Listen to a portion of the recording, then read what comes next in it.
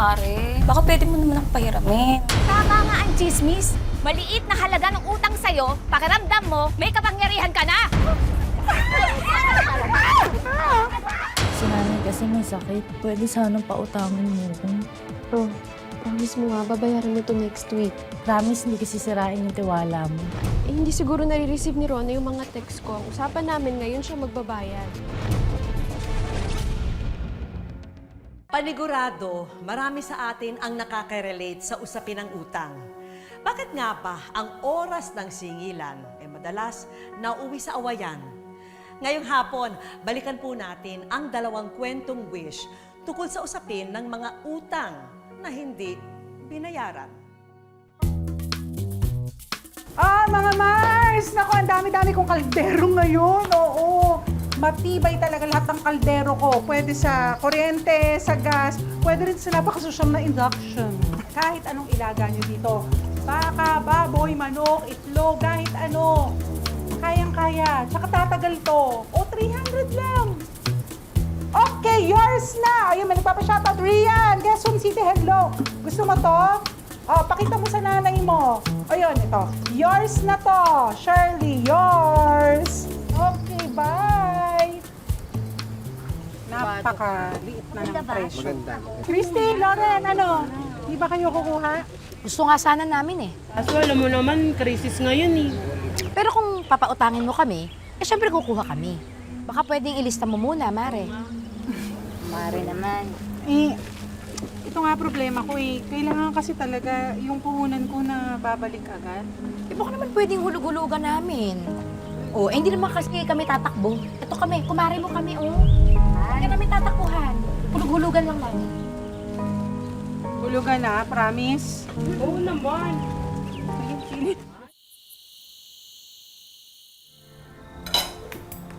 Nina, alam kong mabait ka at kumare mo sila.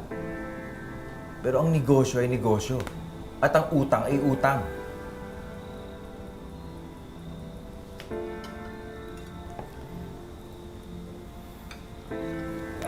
Sige. Nak, bukas samahan mo nga ako. Samahan mo ako maningil, ha? Sige, kuya. Maring Nina. Ako na. Maring Nina. Ay, Mara, pasok. Pwede ba kita makausap? Oo, sige, Rika. Mare, mapuputulan ako ng kuryente bukas. Walang-wala na ako. Wala na rin ako malapitan. Baka pwede mo naman akong pahiramin. 1.5 lang naman. Ibabalik ko agad sa katapusan. Ikaw naman, tayo-tayo lang nagtutulungan, di ba? Naalala mo yung inaanak ko na nagkasakit? Nagpahiram ako sa'yo, di ba? Teka, sandali lang, ha?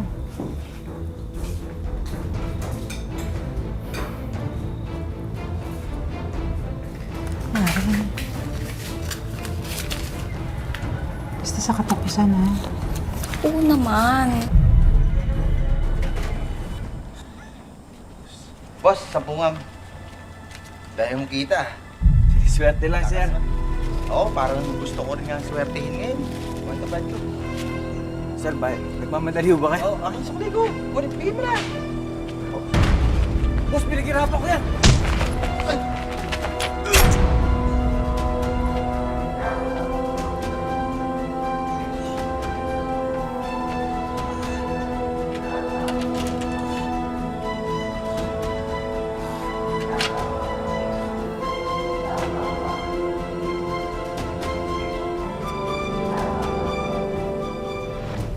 Pasensya na kayo, ha.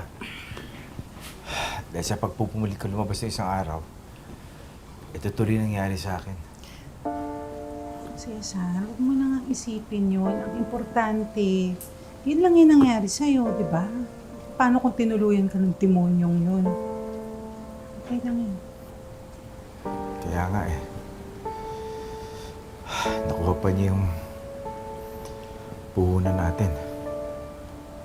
Pati yung kakarampot na ipon, napunta pa tuloy dito sa pagpapagamot sa akin. Eh, huwag mo nang isipin yun. Kasi pera lang yun. Yung pera, pwede natin kitain ulit. Pwede nating pagtrabahuan, di ba? Magpagaling ka. At saka alam mo, meron akong mga sisingiling utang. Di ba? Dapat magbayad sila kasi tayo naman na nangangailangan ngayon. Huwag mo na mag-isip, ha? Salamat. Maring Nins, pasensya ka na talaga. Kung meron lang, ibibigay ko naman sa'yo ngayon mismo eh. Christy, alam mo naman, di ba, kung ano yung nangyari kay Cesar? Alam ko, Mare. Kaya nga hiyang-hiya nga ako sa'yo eh. Kasi alam mo ba, nagkasakit pa ako nung nakaraan. Tapos yung asawa ko, delay din yung sweldo. Pasensya ka na talaga, ibibigay ko naman din eh. Maring Ethel, katapusan na. Di ba sabi mo sa akin, katapusan ka magbabayad? Nako, Nina, late ka naman dumating. May pamahiin kasi ako. Bawal maglabas ng pera paggabi. Kaya bumalik ka na lang pag may araw na. Mare, aabot mo lang naman yung pera. Malas nga yun, Mare. Eh, di ba ayaw natin ng malas? Kaya bumalik ka na lang, basta. Social ka na talaga, Ma'am Ethel. Big time, ha? Nakakapagpariban ka na ngayon. Siyempre, beauty pa din tayo. Nagpadala kasi si Mister, kaya ayan, naggastosan ng sarili, di ba? Hoy, Ethel! Ganda ng buhok mo, ah. Mukhang ginastosan. Ay, hindi. Ganyan na talaga yung pagminsan. Nagigising na lang ako, maayos na. Kahit nakita ka ng anak ko na nagpapariban. Ano yun? Nagmamanman na kayo ngayon? Nagtitik-tik na kayo ngayon? Ha? Wow, ha? Tama nga ang chismis. Maliit na halaga ng utang sa'yo, pakiramdam mo, may kapangyarihan ka na! Pakibaba naman yung paa mo sa lupa. Ang yabang mo eh. Ang laki ng pinagbago niyan. Dumami lang kita. Akala mo, sindera na. Kala mo kung sino ka? Hampas lupa ka din naman? Oo, hampas lupa. Pero hindi gaya nyo, nangungutang para panluho. Kulukin kaya natin to. Ah, ganon, At nang ha? mas gumanda. Hoy, hoy, hoy! Hoy! Sige! Hoy, hoy, hoy! Hoy, hoy, tama na! Baka gusto mo ipabarangay ka namin. Kapal na mukha mo, apat kami. Isa ka lang, susugod-sugod ka dito. Ano gusto mo? Ang kakapal na mukha ninyong lahat. Minsan, hindi ko kayo nilamangan. Hindi ako nagbigay ng interes sa inyo, ha? Gipit na gipit lang ako ngayon. Sige, sige. Magpabarangay tayo, sige. Halika! Doon kayo magbayad ng utang nyo. Mali na to, mga wala kayong kwentang tao. Wala kayong kwentang kaibigan. Babayad kami kung may pera kami. Kung kailan may pera kami. Ang mukha nyo? Mga palasubas!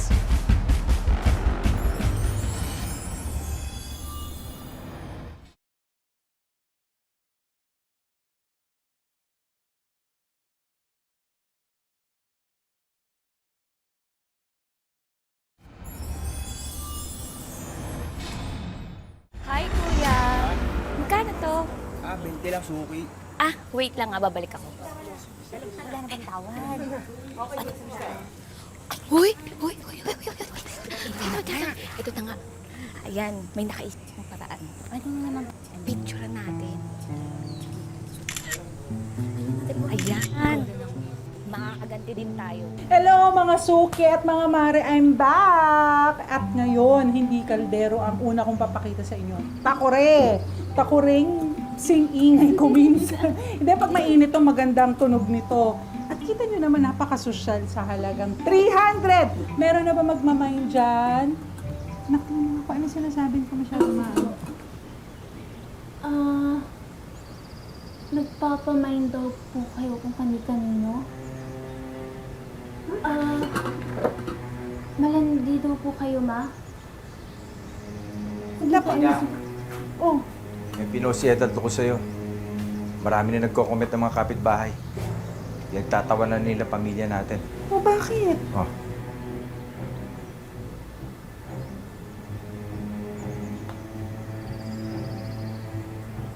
Mga hayop na yun talaga. Mga malisyoso, mga chismo. Naku, nakakainis. Hindi ko palalagpasin to. Ay, Ay, naku.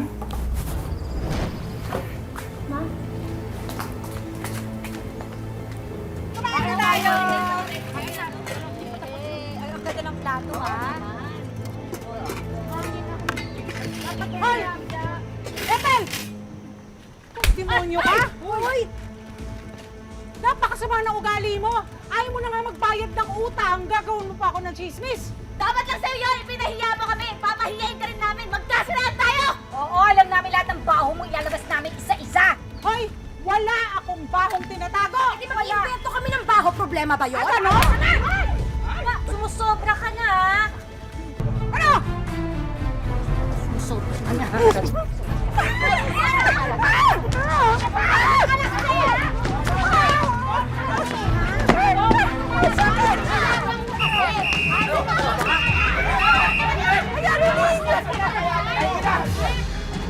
Huliin niyo yan! Yan! Yung mga hindi nagbabayad ng utang!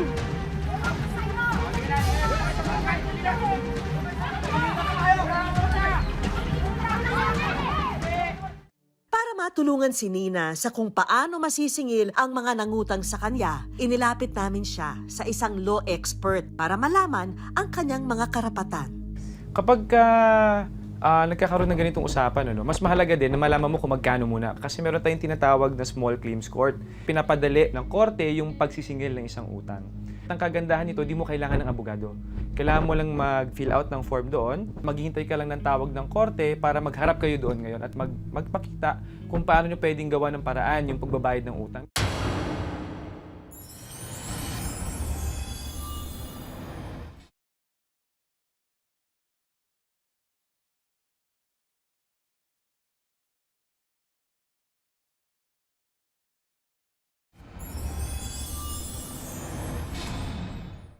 Dahil sa mga kumaring ayaw magbayad, ang negosyo ni Nina tuluyan ng nasira.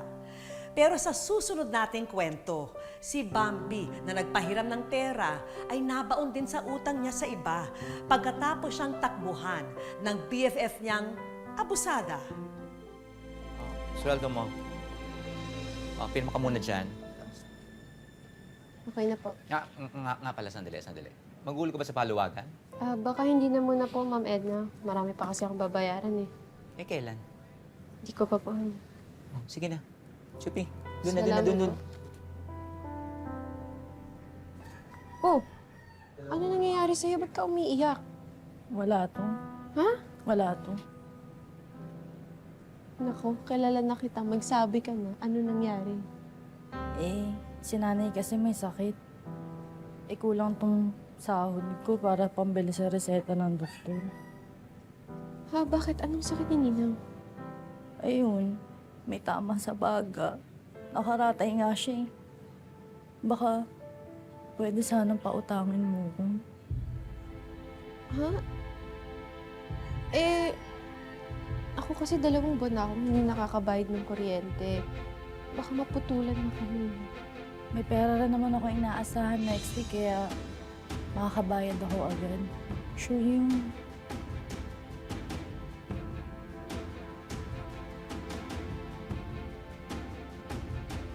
Oh. Importante mabilin mo ng gamot si Ninang. Pero promise mo nga, babayaran na to next week. Kasi pambayad ko rin to eh. Salamat ah. Promise hindi kasi sirain yung tiwala mo. Sige. Nak, ano ba nangyayari sa'yo? Mabilis pa yung ikot mo kaysa dito sa washing machine ko. Nay, naghahanap kasi ako ng signal eh. Hindi siguro nare-receive ni Rona yung mga text ko. Ang usapan namin ngayon siya magbabayad. Nako, sigurado ako nababasa yan ni Rona. Baka wala lang balak magbayad yun sa'yo. Ano yung narinig ko? Sino yung ayaw magbayad? Pag ganyan kasi nagpapantig talaga yung tenga ko. Alam mo ba yun? Pero saan nga pa rin bayad niyo sa renta natin? Ano kasi, Aling Vilma, yung pera na ibibigay ko. Wait. Bago ka maglitanya, ha? Problema mo. Hindi ko problema. So, bayad. Ito po, yung bawards nyo na lang sa renta. Ito? Sandaan? Ito rin, ho. Idagdag mo. Ito. Paluwagan? O basta, babalikan ko yung kulang, ha? Ito nga pala, disconnection notice. Bayaran nyo agad yan, ha? Tag-100? Oo, sige ho. Nay, Bunso, pasensya na. Ayos lang. Madami naman akong tanggap na labada galing kay Mrs. Yu. Okay lang din sa akin yun, ate. Sa'yo din naman galing yun. Naipon ko sa mga baon ko. Nahihiya ho ako sa inyo eh. Ako ho yung may trabaho, pero kayong dalawa yung naglabas ng pera. Ba't ikaw pa yung nahihiya? Diba dapat ang mahiya yung hindi marunong tumupad sa usapan? Hindi naman ho ako siguro tatakbuhan ni Rona, Nay.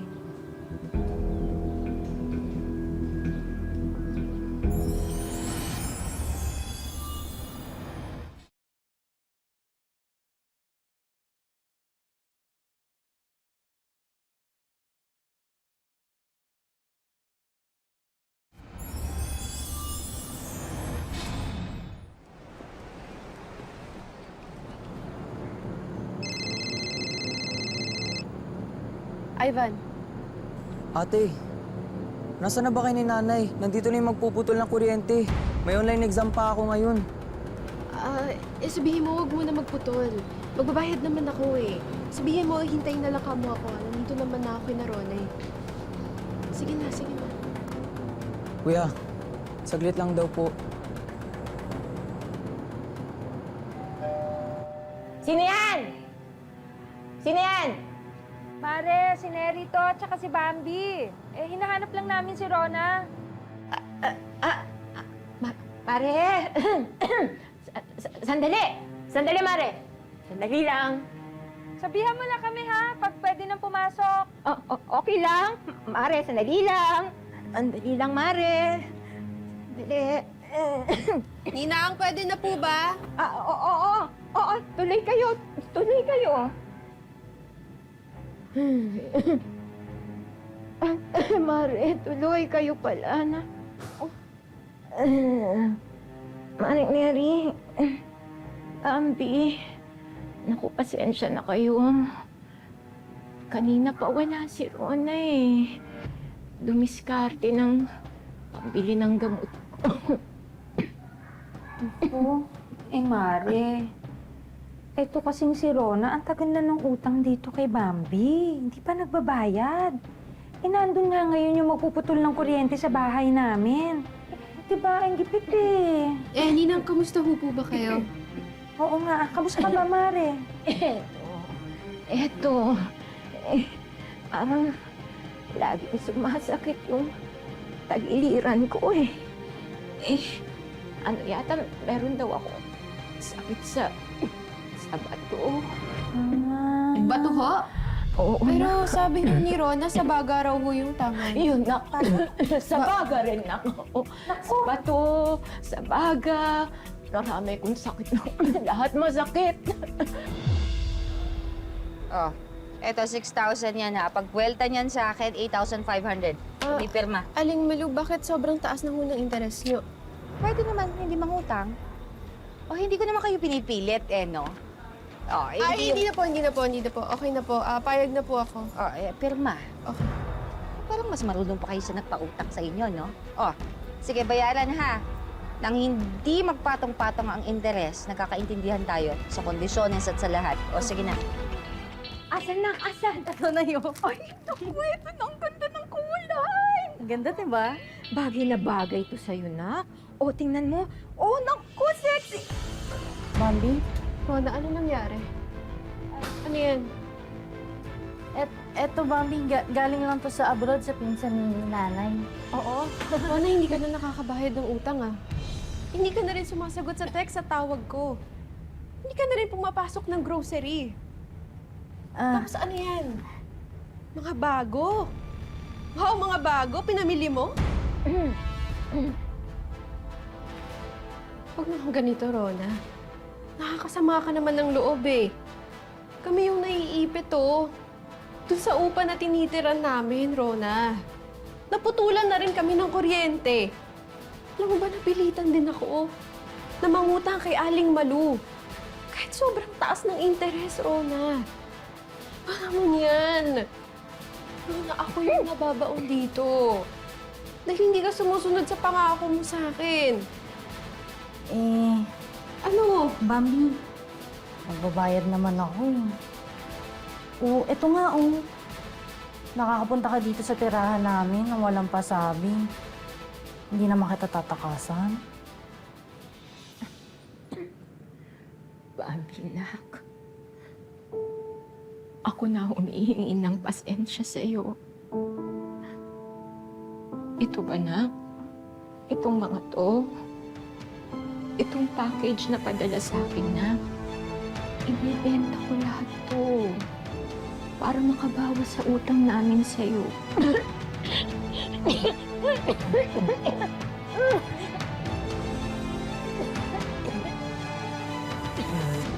Ano ba pwedeng ito, nakikita ko na agad. Itong washing machine, kunin yan. Pumasok ka dun sa loob, tingnan mo kung meron TV, oven, toaster, lahat ng makikita mo, karaoke. Aling Malu, ano kung ibig sabihin nito? Abay, hahatakin ko lahat ng gamit ninyo kasi hindi kayo marunong magbayad ng utang. Eh kasi yung pera na inaasahan ko, hindi pa dumadating. Ha? Ikaw, ano sasabihin mo? Malu, ginagamit ko to sa hanap buhay ko. Wala akong pakialam. Kasi nung ako'y nagpautang sa inyo, aba, ang bilis ng labas ng pera ko. Oo naman kayo sa mga kasunduan, tapos hindi kayo marunong magbayad ng utang. Dali niyan. Sige na. Malu, nakikiusap ako. Mawawala kami ng pangkabuhayan. Paano ka namin babayaran? Itong washing machine na to? Hindi! Ang ganda ng kamay mo, te! Magkusot ka! Magkusot ka! Malu! Aling Malu, wala namang ganyanan! Sabi ko, diba? Huwag mo na! Sige, kuya! Subukan mong saktan yung kapatid ko. Magkakabaranggayan tayong dalawa.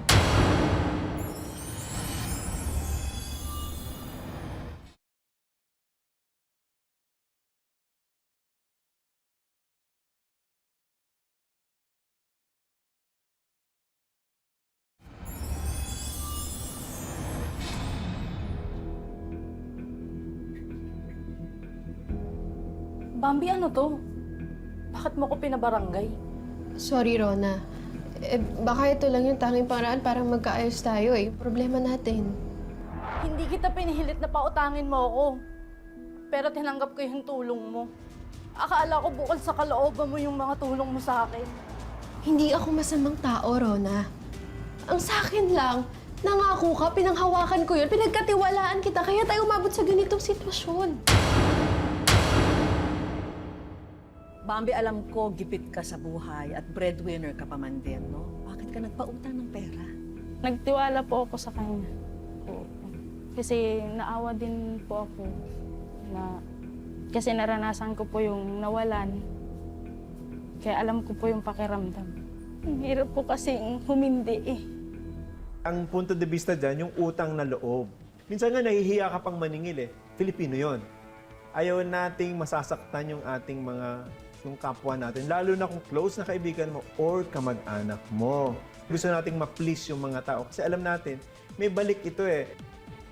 At para malaman kung ano ang mga karapatan ni Bambi at paano masisingil ang nangutang sa kanya, inilapit namin siya sa isang law expert.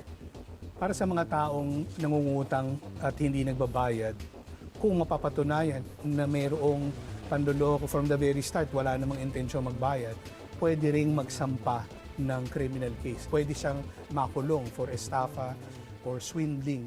Sa ating mga Pilipino, normal ang konsepto ng utang bilang paraan ng pagtulong. Pero sana'y huwag gawing normal ang hindi pagbabayad ng utang. Dahil ang utang na hindi binayaran ay katumbas ng tiwalang hindi mapapalitan. Mga kapuso, lagi po nating tatandaan, hanggat hindi tayo napapagod, humiling at maniwala. Hindi tayo mapapagod, lumaban sa buhay. Ako po si Vicky Morales at ito po ang Wish Ko Lang.